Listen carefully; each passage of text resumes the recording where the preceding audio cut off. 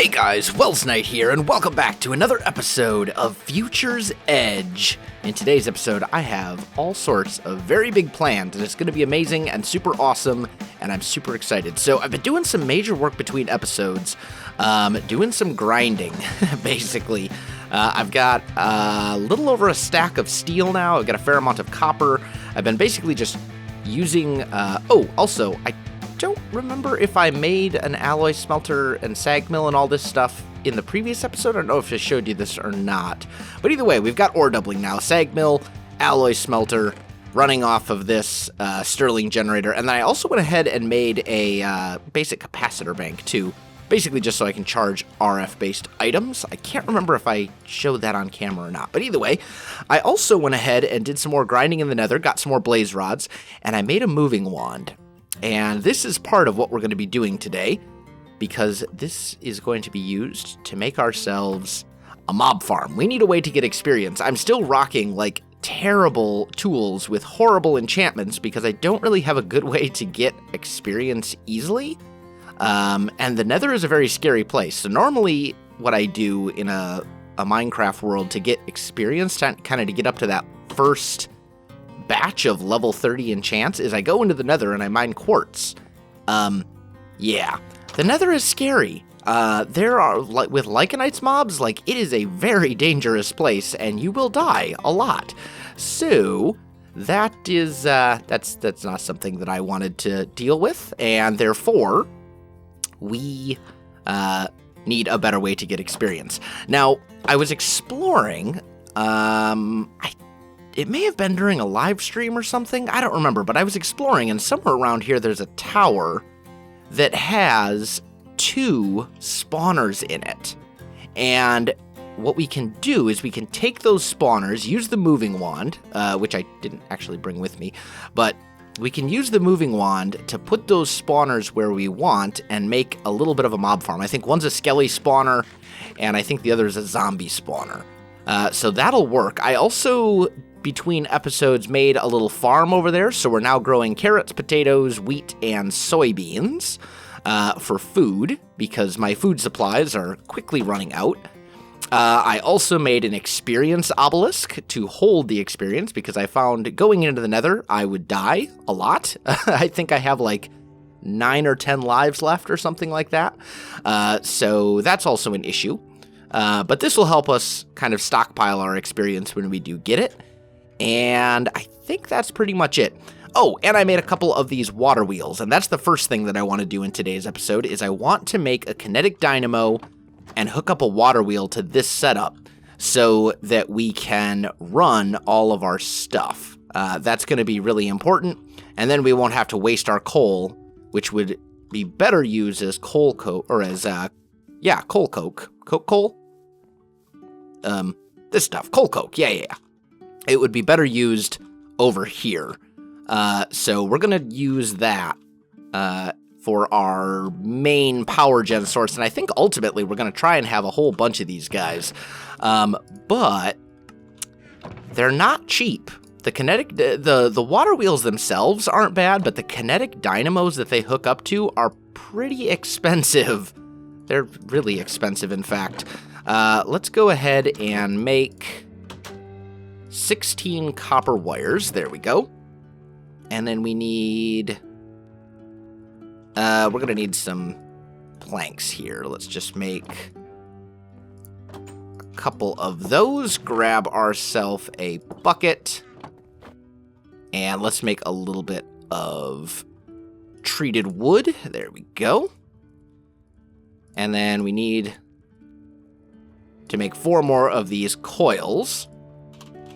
And then let's take a look again at the kinetic dynamo. So this guy, we need an iron ingot in the middle, pretty easy.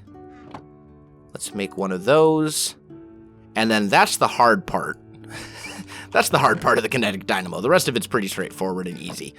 But this guy we can hook up to a water wheel and generate power passively. And that's the important thing. It doesn't require any sort of fuel. So this is going to be our main source of power, at least for the early game. And honestly, given the stuff that's in the mod pack, probably for the later game as well. We'll just have more of them. Okay, so now we also need a way to transmit that power, because right now I only have 2 of these energy conduits, and I'm going to need more than that. So let's take a look at energy conduits real quick. These basic ones require conductive iron and conduit binder. Let's take a look at our quests real quick. We do have some quests that we can complete, which is great. Let's go with the sandwiches, I think, for this quest. We also have a whole bunch of these guys that we can complete, and I think I'm going to go with a machine chassis here. And then these I'll go with dark steel, because dark steel is kind of hard to make, and we're going to need a lot of it. Let's see. Are there any other quests we can complete here? Kill zombies. I'll claim that. And I think this may be a repeatable quest. Possibly, which would be awesome. 2 extra lives. Let's see. There we go. We're back up into double digits for lives, so that's good. Let's throw that in here. And then I think there was this one, locate the end. I don't know why this quest was completed, but it was. Some sort of a bug, I'm assuming. But I'm going to take the powered Enderman spawner, because that is a super useful quest. Oh, wait. Oh no, now it says it's undiscovered. What? Why is it showing as completed? That's so weird. It says it's complete, but then when you go in, it says it's not. I don't know. I'm just going to throw it up to some sort of a bug or something. Whatever. It's fine. So, let's see. We also need to make power conduits. And I think that's probably what we should do right now. So let's grab 3 iron ingots and 3 redstone. And we'll toss those into here. And then I need to make some conduit binder. And let's take a look at what the recipe is for that. Clay, gravel, and sand. Okay. All of that we should have a fair amount of. So let's go like so. That'll make half a stack, and then one of those will make... Okay, good. So that is all good. We'll put this over here. And as soon as our conductive iron is finished, we'll smelt that up and start making some conduits so that we can work on this whole thing. I think our kinetic dynamo is going to go right here. So while we're waiting... Are you done with this last batch? There we go. Toss that in there. That is a really loud zombie. And a dead one. I don't know where he came from. That's a little strange. Either way, we're going to put this guy right here. And then the water wheels are going to connect to this, but we need to have space for them first. Let's take a sleep. Let me get some of that set up, and then I will come back to you. All right, guys, I am back. So I think we're ready to start up the water wheel. I just need to kind of get the thing going. And see... That's not moving the wheel. That's also not moving the wheel. Do these need to go away? Yeah. Okay, so if we take those away, and I put this here, that's going to go... Okay. So, obviously we need the water wheel to move. Like, that needs to be a thing. And it should be moving right now. I think. Let's make a couple of wood slabs and see if maybe we can do this that way. Let's see. There we go. I just want to see. We need the water wheel to move. Like, it needs to move. It's very, very important that it moves. Otherwise, this is not going to work very well. So, oh, now it's moving. Okay. So, I don't know why it wasn't before, but whatever. Can we... Will it still move with this here? Yes, it will. So if we do that, that should increase the rate at which it flows. And we should be getting a decent amount of RF per tick now. We may also want to do more right over here. So we would do like one... I'm trying to see here. Because it comes down to here. Yeah, we'd also want... Come on, get out. Water there. There. And there. And then if we put those back, we should now have a decent amount of RF being generated from that thing. I think. Although we do need power conduits to actually see if it's working or not. So let's go like so. That only makes 2 conduits? Oof, that's kind of rough. How many conduits do I need to complete this quest? It says just 1. Let's make a bunch of conduit binders. Actually, we probably should have just done the conduits themselves. But, oh well, too late now. There we go. So now this thing is getting 20 RF per tick.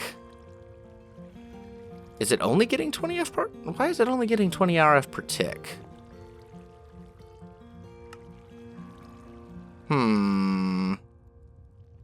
Unless that's the max, no? No. What if I break this? Then we're not getting any RF per tick.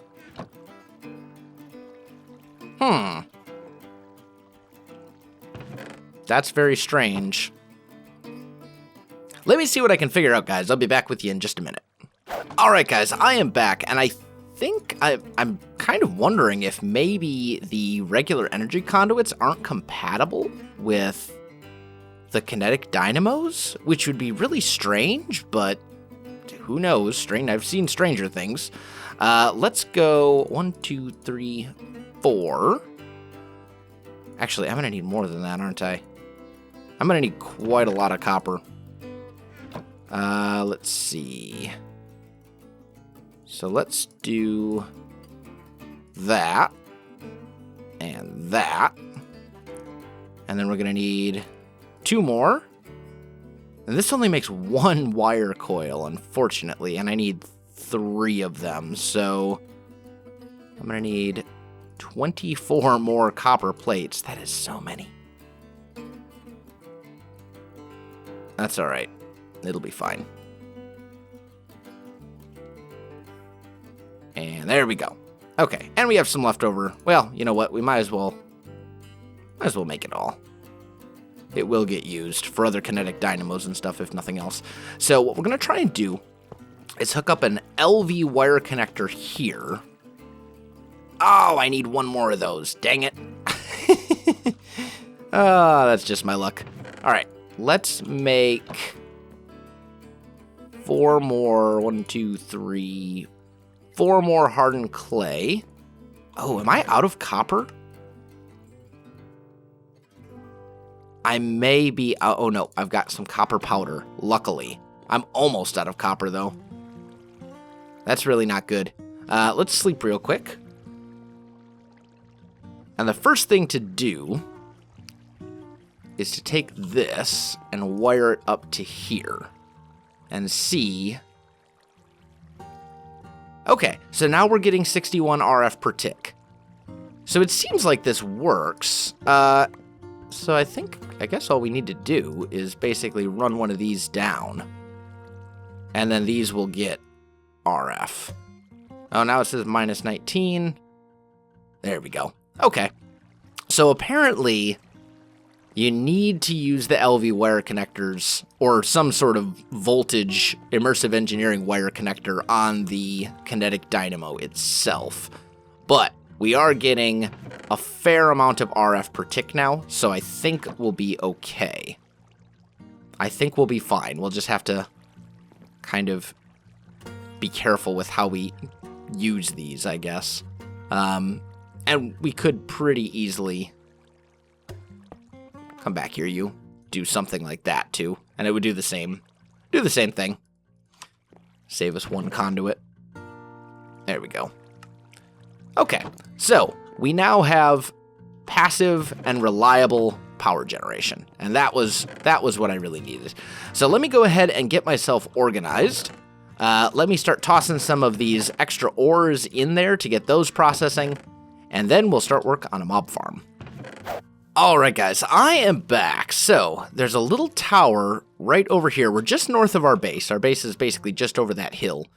And in here, there are a couple of mob spawners that I found earlier. We've got a zombie spawner, and we have a skeleton spawner. And what we're going to do is we're going to use those to make a bit of a mob farm, and I think that's going to be a really, really important thing to do. But I don't know that I necessarily want... Well, this actually wouldn't be a terrible place for one. We just got to figure out... Let's see, how big is this space? Not very. So if I'm going to do this, I'll want to kind of expand this a bit and make it work. It may be easier to just grab the mob spawners and put them where I want them after creating my own little place for them. I think that's probably a better idea. So let's grab the skeleton spawner first, I think. Because I think that'll probably give us... I mean, obviously that's going to give us bone meal, which will be very useful. And arrows, also very useful, because we don't really have a good source of that at the moment. The moving wand does allow you to pick up mob spawners by default. That's something that was not disabled. I did check. And I probably would have enabled it, because I think anytime you're playing modded Minecraft, you should have the ability to move spawners. Like, that's one of the things that it's just kind of a no-brainer for me, at least. I don't know. I think if you can find a vanilla spawner, you should be able to move it. Let's see here. So, as for the location of the mob farm, where do we want to put this guy? I don't think I want it right next to my house. I think I'd like it to be somewhere where I can get to it easily, though. So maybe what we'll do is... It would also be nice to not have to build it underground. Is there a cave around here somewhere? I know I saw one, like, right over here somewhere. Or at least I thought I did. Maybe I didn't. Maybe I'm going crazy. But I thought I saw a cave.